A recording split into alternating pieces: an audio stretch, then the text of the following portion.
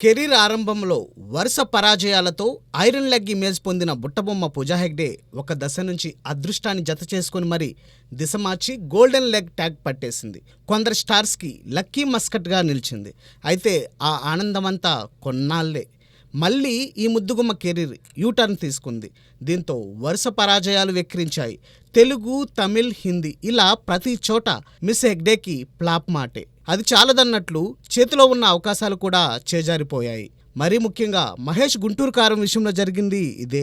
ఇంత బ్యాడ్ టైంలోనూ బుట్టబొమ్మకి 2 బడా బొమ్మల్లో నటించే ఛాన్స్ దక్కిందన్నది ఇండస్ట్రీ టాక్. అల్లు అర్జున్, అట్లీ కాంబినేషన్లో రాబోతున్న సినిమాలో పూజా హెగ్డే నటించబోతుందంటూ కొద్ది రోజుల క్రితం వార్తలు వచ్చాయి. అదే గనుక నిజమైతే బన్నీతో పూజాకి అది హ్యాట్రిక్ అటెంప్ట్. మరోవైపు అజిత్తో మైత్రి మూవీ మేకర్స్ నిర్మిస్తున్న గుడ్ బ్యాడ్ అగ్లీలోనూ మన జిగేల్ రాణికే ఛాన్స్ దక్కినట్లు బజ్.